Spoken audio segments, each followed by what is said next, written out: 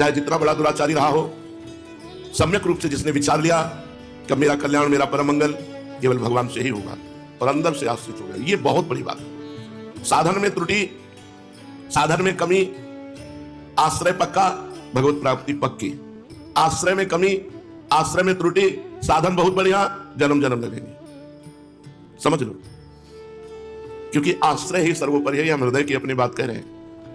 ऐसी परिस्थिति आएगी कि शरीर से ठाकुर सेवा नहीं बन पाएगी, ऐसी परिस्थिति आएगी कि कान से सुनाई नहीं देगा भगवत कथा, ऐसी परिस्थिति आएगी जबान से बोल नहीं सकते, ऐसी परिस्थिति आएगी कि होश नहीं रहेगा। अब कौन सा काम आपका भगवत प्राप्ति कराएगा?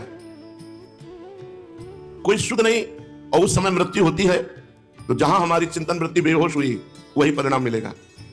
लेकिन जो आश्रित है उस समय वो आश्रयदाता, उसके हृदय में स्फूर्ति होता, स्फुरण होता है उसका, वो स्वयं प्रकाशित हो जाता है और अंतिम चित्तवृत्ति घूमकर उस आश्रयदाता पे आती है और वो भगवान को प्राप्त हो जाता है। इसलिए यह गुण साधन ते नहीं होई, तुम्हारी कृपा पाव कोई। निहाल कर दिया भगवान ने, आश्रय देकर निहाल कर दिया। आश्रय देकर हमने आश्रय लिया, यह भी कमजोर बात है, क्योंकि हम तो ऐसे ढुलमुल स्वभाव के हैं कि आज कहते हैं भगवान का आश्रय लिया, मन कहीं धन का आश्रय ले ले, कहीं तन का आश्रय ले ले, कहीं जन का आश्रय ले ले।